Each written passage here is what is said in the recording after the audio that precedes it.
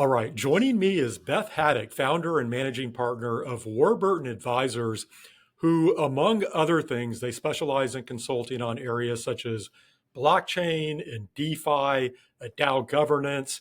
And Beth herself is an expert in digital assets and stable coins. So she actually currently serves as an independent board member and chair of the compliance committee at GMO-Z.com Trust Company, which issued the world's first regulated Japanese yen stablecoin. She's also a member of the advisory board for the Stablecoin Standard, which is the global industry body for stablecoin issuers. She's the current board chair for a Web3 subcommittee for the New York City Bar Association. I could go on, but you get the idea. She's deeply involved in this space. And so, Beth, it is an absolute pleasure to have you joining me. Welcome to the podcast. Thank you, Nate. It's great to be here. Okay, so we are going to get fairly deeply into stable coins and certainly talk both stablecoin and broader crypto regulation. But first, I'd love to have you just tell us a little bit more about your background and perhaps how you first got involved with digital assets. My why, so to speak, huh? Um, Always like well, hearing the why. yeah, that's the interesting part, I think. So around 2016, I pivoted from a long career in global financial services. So I spent a career not just in the US, but Europe and Asia, hedge funds, banks, broker-dealers, advisors, and I really started to get excited about in 2016 the future of what finance was going to be, and also sort of the non-finance use cases that we were starting to see in blockchain. So I was lucky enough to be working with one of the A16Z portfolio companies. So I ended up working one by one, sort of building the blocks to becoming an expert in this space, project by project, helping them grow or to launch. And the why is really because I do believe when we look at the history of traditional finance, there's lots of ways in which we can improve. And you've heard a lot of them in probably just coverage, but I would highlight them as we go through the examples for stable coins and for regulation that's coming up, which is we can do better by protecting consumers. We can do better by democratizing access to finance. And I was pretty excited about those improvements, and that's why I joined. And career-wise, I went through obviously some of the bullet points out of your bio, but there's clearly been a focus on stable coins, even though I know you're well versed across the entire digital asset ecosystem. How did that come about, just this focus on stable coins? Well, I'm going to answer your question, then I'm going to do a little pitch, which is with my background, you're not going to be surprised that my risk tolerance, I'm really focused on helping innovators that want to do responsible innovation. So, what does that mean? That means that the utility case is pretty clear. It's not going to be towards the spectrum of speculative. It's not going to be the spectrum of where with my background, I might not be comfortable. So I just drifted to the utility use cases, stable coins being one of them. And I loved even at the pitches, if you take a look, I just had an article that was published by CoinDesk today. If you look at the executive order from President Trump versus the executive order from President Biden in 2022, you'll both see that they share that sentiment about, look, we all want blockchain and crypto to grow, but it needs to be responsible. For Biden's part, it was responsible development, whereas Trump, as you might imagine, just sort of experiencing the last 30 days, it's about responsible growth. So really sort of shooting from there. But my starting point was something that was really able to deal with the complexity and the uncertainty that comes with the innovation of blockchain. So stablecoins are one of those where there are lots of rules and regulations, but there's also just sort of a promise as to what the product is going to be, that it's pretty clear, pretty useful, and and a benefit to consumers. So if I'm hearing you correctly with everything you just described, we are not going to focus on meme coins today. No, That's on not the unless other end of the you spectrum. probably, yeah, you probably just heard my opinion on those, which is look, collectibles, penny stocks, all of that to me is kind of akin. And if that's where you want to spend your career and you want to spend your time, that's fine. But that's just not really what I do. And quite frankly, New York was a leader. So when I think about how I got onto my first major stablecoin project, it was that the New York regulator required, if you want to be an innovator and you have a license, you need to have someone that has my background on the board to advise management. Okay, so let's start walking down the path of stable coins. And I think, I always like to cover the basics on this podcast. And so to start, I would just love to have you describe what a stable coin is to somebody who is a complete novice. How do you like to explain this? Yeah, so I'm going to start by just saying it's a blockchain innovation about money. And then I would add for your audience things that it's not, because you hear a lot of buzzwords. And to me, when you think about the word, right? It should be stable and it is a blockchain coin. And you can distinguish it from CBDCs, central bank digital currencies, which aren't issued by private issuers in the way in which stablecoins are. So you think of stablecoins being issued by trust companies that are like banks, or by money transmitters like the large Circle and USDC, whereas CBDC is more about an emerging economy, not the US, as we just heard with President Trump's executive order, where you might want to take your fiat and tokenize it. Instead, this is a private way in which to do it. For my comments, I'm really focused on the fiat backed 1-to-1 ratio between, let's just say, the yen or the dollar or the British pound or any other currency and one of these tokenized coins. But there are others for your audience, just to sort of create three buckets. There are algorithmic stablecoins. So when you think of MakerDAO and DAI, that's pretty different than what we're talking about with a fiat-based stablecoin. And also, and potentially, we'll see in the next 6 months, because there's lots of discussions about staking and receiving yield. And so there are yield bearing stable coins, which I would separate out from the fiat ones that are prudentially regulated, and it's a 1-to-1 ratio. And there's a lot of heft there for users to know that that adjective stable, there's something behind that. And that comes mostly with being prudentially regulated, whether it's Asia or Europe or the US. We don't have to get into the weeds too deeply here, but if we talk about fiat backed stable coins in particular, because if you look at many of the most popular stable coins, that's the case. They're fiat backed. And you have essentially a third party who's taking in, say, US dollars, and then they issue an appropriate amount of stable coins. What does that process look like just at a high level? How does this work? Yeah, so for your audience, I would take it up just at like the subjects, which is the technology is probably the most important part, because you do need to have a very secure infrastructure. And then you obviously want to think about what are the product objectives and the business goals, because stablecoins can be used for lots of different reasons. And then depending on what your North Star is, what you're trying to achieve, you would then build out your stablecoin based on that. So for instance, institutional use versus retail use. And then lastly, the regulatory requirements. I always like to start with the non-regulatory and legal components. But in this emerging space, it really is part of the product development, because you have to figure out, where is your home license going to be? Are you going to address licenses in other jurisdictions where you want to distribute your stablecoin?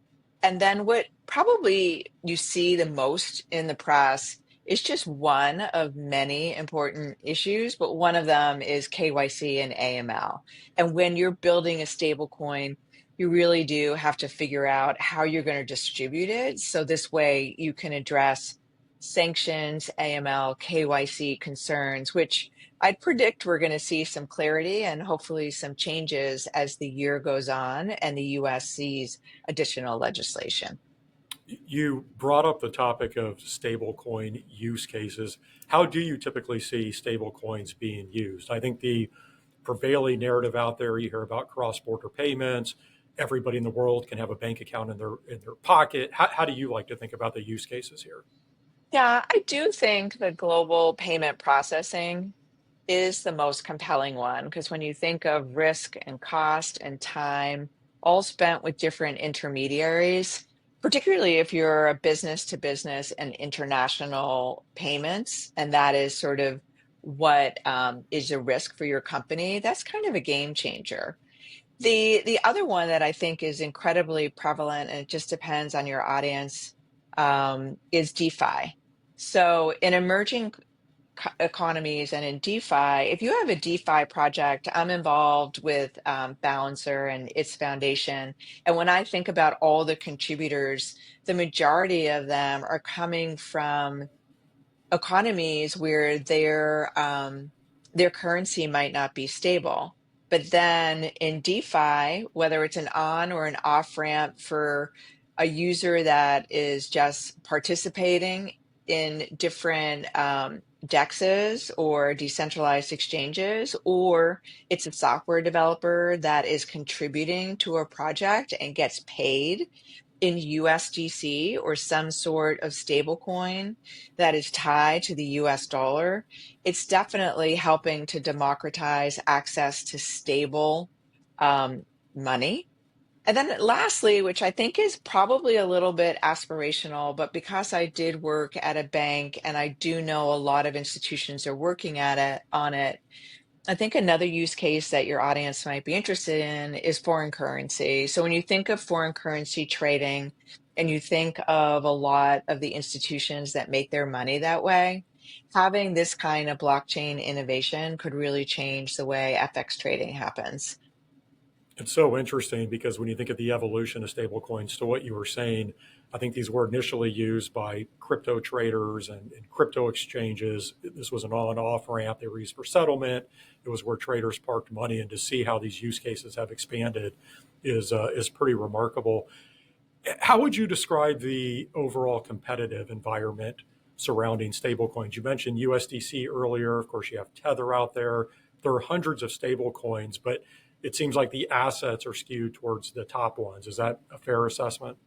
Yeah, there's a fair assessment. And I guess I would say three things. One, if any of your user base was thinking about participating, just do your due diligence because the current state right now is that they are not all legitimately, as I described, a pegged one-to-one fiat-based stablecoin.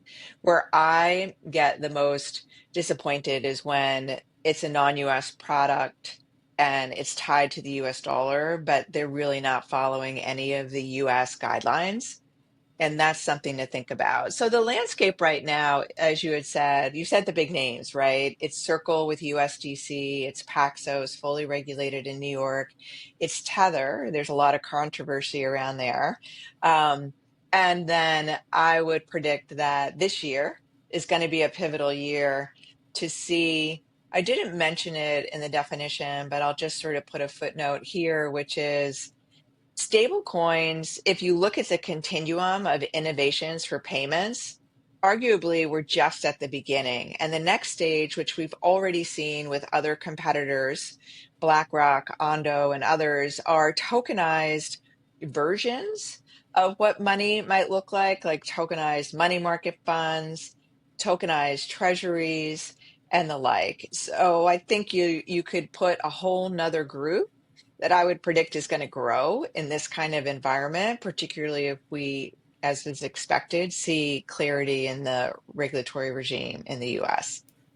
You mentioned the controversy surrounding Tether, and I'm putting you on the spot a little bit, so I'll give you a free pass if you don't want to answer this at all or in detail. But as I think about people maybe in TradFi on the outside looking in, they've likely heard about Tether. And I think partly because of the controversy that has surrounded the company over the years. Now, I think that controversy has subsided a bit recently, but there are still some questions around their audit practices and transparency. Do you have any thoughts around Tether? Yeah, I do. So, as you mentioned in the intro, I'm part of an organization called the Stablecoin Standard. And there's a website at Token 2049 in Singapore. We announced a framework. And that framework is if you're Tether or you're a stablecoin out of Turkey or anywhere else in the world, um, there are certain norms that we believe are needed in order to protect the users of stablecoins. So if there's any drift, which if your users would just look at a couple of times, Tether has depegged. There's also been some settlements with US regulatory agencies about their controls. Then you would say it feels like the time where either they should get in line with these global frameworks or become prudentially regulated so that any of the skepticism they can prove that they've matured past it. And that's what I think is really amazing about the upcoming year, because if you are responsibly innovating, there's going to be a path to do so. As a big global startup, look, even USDC is lightly regulated compared to Paxos and the board that I'm on. So there's room for everyone to look a little bit different as we have clarity. But it's sort of the same warning I gave a little bit earlier, which is if your audience is, even if they're opening up a bank account or going and working with a brokerage firm or even a consumer product, right? You want to do your due diligence. And if you can get a stablecoin from a prudentially regulated issuer that doesn't have the background, you might want to consider whether or not that's a better choice for you. When you talk about global standards for stablecoins, it's interesting because if you look at Tether specifically, the company reportedly made well over $10 billion last year in profit. And I know some of my TradFi friends out there will wonder why Tether doesn't just pass along the interest income from the underlying collateral. And you were alluding to this earlier. Does that just get into the securities laws and the regulatory side, which we can start heading down that path, or is there more to it than that? Yeah, I don't know. My guess would be because of the controversy that we just discussed and that they aren't regulated and they haven't tried to be, that the answer to that is a little bit more complex. But I do expect that we're going to see more. So right now, when you look at the interest-bearing stablecoins, and then there's a whole tranche of interest-bearing securities, right? So some of the products that I had already mentioned, and it's to be seen as we look at in the U.S. the Genius Act, the Stable Act, and then the Waters proposal as compared to MiCA in Europe. There's already a prohibition in certain jurisdictions. Now, whether that prohibition on yield bearing attributes for stablecoins will translate to the US, let's see. It's a really interesting and important question because, Nate, you and I, like, I have my small business, as you had mentioned. If I keep my funds in my bank account at a very well respected bank, I get zero. And we all know many years ago, you had a savings account because you were going to earn interest. But we're in an environment where a bank can hold your money for a long term and not give you any interest. That doesn't seem right either. So I'm hopeful we're going to see some innovations that we don't see right now and that we can sort of overcome any kind of regulatory hurdles. Well, let's talk more just about regulation here. You mentioned the Genius Act, the Stable Act, the Waters proposal. I know there are several different proposals out there. This is really comprehensive stablecoin legislation. Can you offer just a quick snapshot or perhaps talk about some of the key features or talking points in this proposed legislation? You mentioned just with passing along interest income, but what else is in these proposals? Yeah, so the proposals, I even think in the next 24 hours, we're going to see an additional development. So depending on when you release this, maybe what we're talking about will be a little bit aged. So I'll keep it high level That's just in fairly case. typical in the crypto space, right? Yeah, Everything that's moves the so fast, it's tough to keep up. right. That's the why part, I guess. Um, so to me, what we talked about, the disparity in the market between if you're a Tether or you're a Paxos, right? Like, so the US regulation will hopefully even that out by giving clear guidance if you are issuing a stable coin where the US dollar is what the peg is, what those requirements are. Heretofore, it's been pretty unclear. It's also hopefully going to put behind us the controversy about which of our regulators at the alphabet soup should be the one that prudentially regulates stablecoins. And we've done this in the past, as you know, with traditional finance, where banks can operate in the securities space under a limited exemption and exclusion.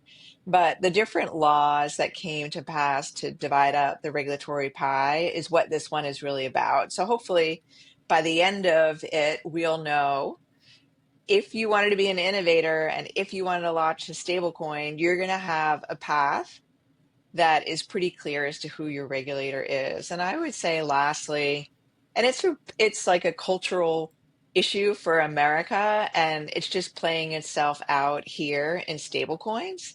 In like, should the federal government be the prudential regulator, or should we leave it to the states? And as I mentioned earlier, New York Department of Financial Services has its own regime long before the federal government, but it actually hasn't seen lots and lots of registrants agreeing to go down that path when others didn't need to. So, what this new legislation is going to do is it's going to carve out what the states can do. It's going to carve out what the regulator at the federal level, potentially based on magnitude and size. But there's a lot of debate about, where that goes from here. Do you have any strong views around those debates in terms of who the regulator should be? Should it be federal or state? Any of the other key points in some of this proposed legislation? Do you have any strong Yeah, views around that? I do. I think, and you may have already covered this on other podcasts, but I really was disappointed. I feel like we've, as a country, have fallen behind the last few years. So in order to catch up, and it's sort of at the core of our, American ingenuity, I think there should be a path for early stage companies to be able to grow. So if you have the same regime for large global companies as you do for small startups, it's going to be a disincentive for the startups. So I favor, which is already in the proposals, that you're going to be able to innovate and to launch in a responsible way, but with a lighter touch until you hit the point, because the stablecoins, and thank you for covering it on this podcast, because they really are, there's sort of like a broader policy issue for Americans about our national interest, our sort of foreign policy, how strong and how much longer is the US dollar going to be something that people really use as a reference currency. So I like allowing the smaller startups. I also like allowing in the right way non-US issuers to grow as well, as long as it's in our interests. And we've seen some protectionism in Europe, and I just hope that that doesn't happen for us as well, because I think a global distribution for the US issuers would be great. Yeah, I think you brought up several outstanding points there. And obviously, I think the US has fallen behind in terms of crypto regulation and innovation overall. But as it pertains to stablecoins, to exactly what you were saying, I'm surprised there hasn't been more initiative here in the past because stablecoins are a very efficient mechanism to export US dollars globally. And you could very easily make the case that stablecoins are a huge benefit to the US dollar. And I would think that would have helped push our regulators and politicians along here, but they haven't. I don't know if you have any additional thoughts there. It's just been surprising to me, the lack of initiative, because it clearly seems to be in the country's national interest. Yeah, yeah, I think there's lots of regulators and lots of leaders that agree with you, Nate. I just think, it's so new. And from where I sit, there's fraud and theft everywhere. That's just being. And there's plenty of fraud and theft and plenty of cases in traditional finance. But FTX and Celsius and all the others, I feel like the pendulum probably swung a little bit too much out of fear, not out of an understanding that, like it is a very interesting and helpful use case for blockchain. Yeah, I've talked a lot about how you have this balance between regulation and innovation.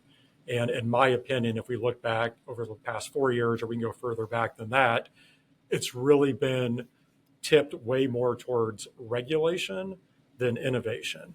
And again, there's always a balance there, because if you over regulate, then I think you stunt innovation. And if you just throw caution to the wind and it's just free open innovation, well, people can get hurt if you don't have any guardrails there. So hopefully we'll find the right balance moving forward. And I guess on that note, just a few minutes left. Besides stablecoin legislation, I would say the other big push here in the shorter term is just an overall digital asset market structure bill. And I've talked a lot about this on when I'm wearing my ETF hat. I'm a TradFi guy, but any brief thoughts around just a broader market structure bill? What needs to happen here? Yeah, I do expect. So it almost seems like there's a pretty strong consensus that two thumbs up on stablecoins. Market structure, there's definitely a consensus that it's needed. And the uncertainty about custody of assets, what we were talking about with yield bearing and with staking and all the rest, is it too complicated? And is it too political and divisive in DC to be able to get them both through in year one? I think it would be helpful if they were, but I I think it would be a lot. I think it would be a lot because that market infrastructure is fairly complicated. But if the leaders in DC decide, look, this is our time, Washington leadership changes, this is our time to get it done. You could certainly see both of them. It's not as though there haven't already been lots of proposals. And I think everyone is in raging agreement that if we were to get the market infrastructure bill passed, you could really have a sense that there's clarity about fighting fraud and theft. And that really, to me, is sort of the Achilles heel for the growth of crypto. And within that market structure bill, again, just for the novice, the way that I view this is, and again, you alluded to this a bit earlier as well, really just laying out, spelling out very clearly what's a security, what's a non-security, commodity, who the regulator is it CFTC, is it SEC? Is there anything else within the market structure bill that you think is critical? I think it's critical, although it might be okay for DeFi if it wasn't handled, but how you address, first of all, you have to understand decentralized finance and the fact that it's really peer to peer, user to user, caveat emptor to caveat emptor. Um, but DeFi, right? Like how will DeFi be treated? If it's like how it is in the European regulation, you have to show that it's truly decentralized and it meets certain tests, and then it could operate as an exemption or an exclusion from full regulation in the same way lots of tech companies do right now. And that's essentially what the DeFi user interfaces and the protocols are. They really are technology that users take advantage of. Well, Beth, such a great conversation this week. I think obviously a lot for both of us to watch around crypto regulation. I think we'll have to check back in with you down the road, but thank you for joining me. Thank you for asking. And I would love that. That Bye. was that was Beth Haddock, founder and managing partner of Warburton Advisors. Hope everyone enjoyed this episode of Crypto Prime. Please leave a review or give us a like wherever you're listening or watching. That obviously helps other people find the show. So certainly appreciate the support, and I'll see you again next week. Crypto Prime is hosted by Nate Geraci, president of OTR Media LLC. Nate is also president of the investment advisory firm The ETF Store. While OTR Media LLC and the ETF Store are related by common ownership, they are separate and distinct entities, and anything discussed on this program should not be construed as an official statement by the ETF Store. This program is for informational purposes only and does not constitute investment advice. Investing in crypto assets involves substantial risk, including the potential loss of principal. Any past performance figures discussed are not necessarily indicative of future results. Visit CryptoPrimePodcast.com for more information.